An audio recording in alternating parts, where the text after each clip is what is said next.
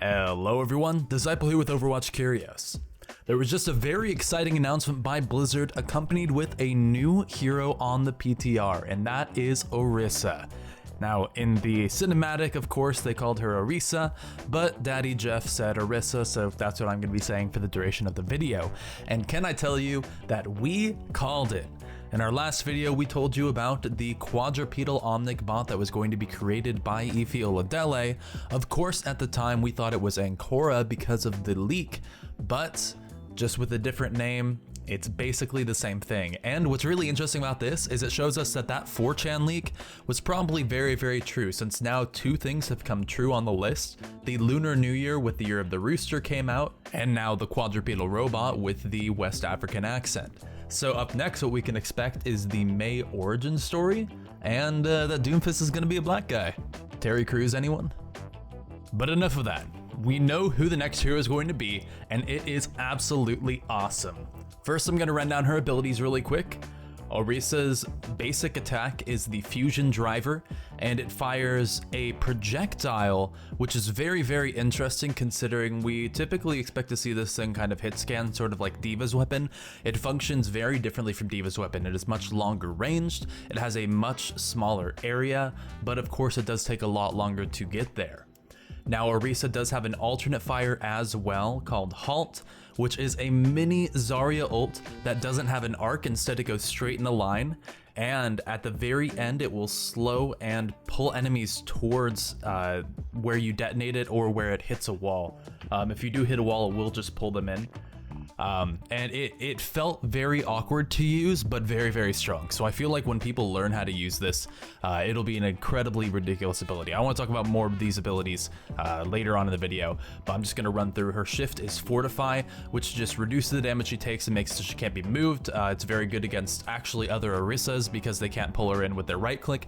But of course, you also wouldn't be pulled in by things like Zarya ult, Reinhardt charge, Pharah E, Junkrat satchel, all of these things that just aren't going to affect you anymore because you've just pressed the shift button. Now, her E is going to be one of the most important abilities that you use, and probably the one that people use the worst, and that's the Protective Barrier. It's simply a cross between Winston's and Reinhardt's, essentially. It faces one direction, but of course it blocks damage from both directions. It doesn't have a ton of health, but it does last for a very long time, and so it feels very good when you throw it up and can defend it.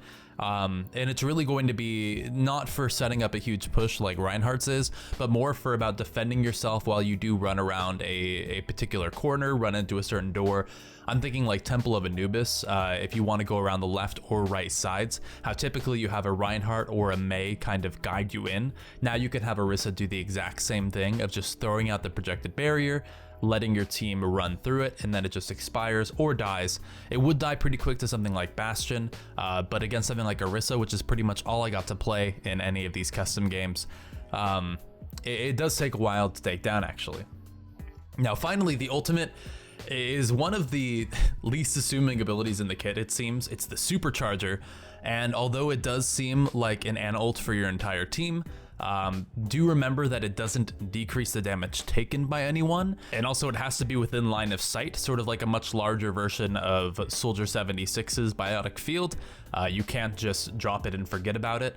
The other thing that people aren't quite realizing yet, because it's just early on PTR, is that you can kill the Supercharger, this drum that you drop on the ground, and it doesn't have a ton of health, and Orisa can kill it with just a couple seconds of firing, and once you do kill it, then her ult is just gone. So she does have to be very careful about it because she does have to try and place it somewhere safe, but it still has to be within line of sight to her team.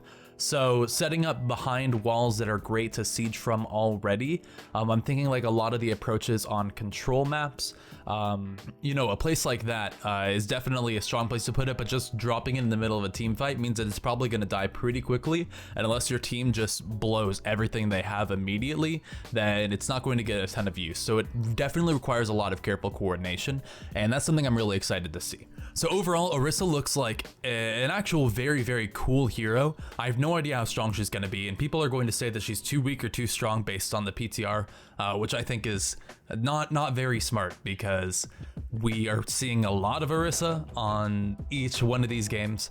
We aren't seeing in a balanced team comp. We have no idea what the skill levels in any of these games are, and a lot of the people that are playing on the PTR talking about her skill level are probably not the best players themselves.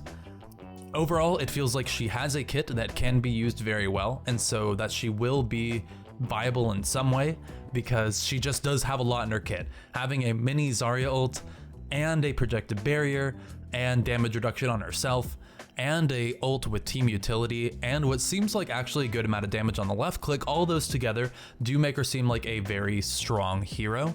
However, she definitely does have some issues as well, some flaws. Orisa is one of the least mobile heroes in the entire game, and she's very, very big as well. She has a great hitbox. Her headshot hitbox is pretty standard, but it does seem pretty easy to hit because she doesn't move around a lot. And so Orisa is going to get eaten up by flankers, people like Genji and Tracer and Sombra, who she can't really deal with at a close range and who have a lot of mobility, are going to absolutely destroy her. Tracer can kill Orisa incredibly quickly, and that's not something that you usually have a problem with on tanks, but it definitely is somewhere where Orisa struggles. Where Orisa is really, really, really strong is when you're sieging up against enemies who have built around a point, being able to throw in your right click and bring them all together, potentially away from walls, or grouping them up for your team to take them out, even setting up for a Zarya ult or for a Pharah ult. They don't have to be in the area for the entire time. As long as they're grouped up near the beginning, then you can pretty much destroy them.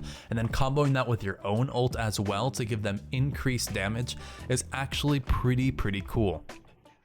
I imagine that Orisa is going to be best with a few heroes that can really combo well with her kit. I'd imagine that Ana is probably one of the best supports that Orisa can have with her, because if you're able to group people in with your alternate fire, and then Ana is able to, throw in her E, deal damage and decrease the healing of all of them, then the rest of your team should be able to clean that up incredibly easily.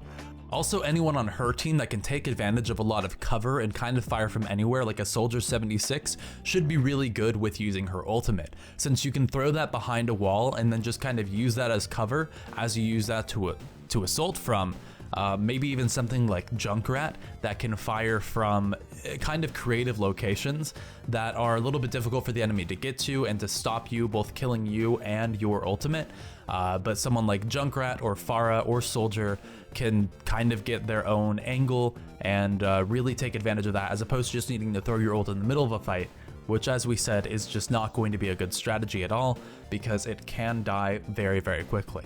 Now, Fortify should not be necessarily seen to as a get out of jail free card, like something like Mei's Ice Block or Reaper's Wraith Form are. You will still die very, very quickly if you are the focus of fire. However, being able to make yourself invulnerable to movement impairing abilities is really, really, really cool, and it's something that we can see on someone like Reaper when he does Wraith form, or Bastion when he is in his Sentry form, but being able to move around and fire while you do it is something that we haven't really explored yet. Overall, it feels like this is the character that we did want to see in the game. This was the new tank that we wanted. It is someone with a barrier, not someone that can replace a Reinhardt, however, which is kind of what we were hoping to see. I believe that Orisa will work best with a Reinhardt, so that he can lead the main charge, but that you can use your barrier to supplement that as well, or to watch your flank, or to throw it up once his goes down. One thing that I thought might be really cool when we made the original video was an Omnic tank that could turn themselves into some sort of shield or vehicle that could provide some sort of support or assistance or just blocking for their own team, and unfortunately that's not something we see yet. This is much more in line with the other heroes in Overwatch that we have already, where you are mobile, you are able to fire just like the standard FPS stuff, but you do have a lot of abilities that can support your team. I can say that I did have a lot of fun playing Orisa, and I can say that I will definitely try her out a lot. It definitely did feel a little bit like Zarya in the way that you have a good mix of what feels like damage and team utility, and if you use it all together, it seems like she can be incredibly strong, but there definitely is a big learning curve to her, and it definitely does seem like to actually use her to her utmost potential, it will take a lot of time. As Orisa, she does seem like a fairly straightforward hero, but the issue is if you do use the shield incorrectly, press fortify at the wrong time, don't know how to aim your halt, or you just use your ult out in the open, there's so many ways to make her abilities completely useless that I do feel like a beginner player that does try her out is going to feel like she's super weak and is actually going to get absolutely destroyed.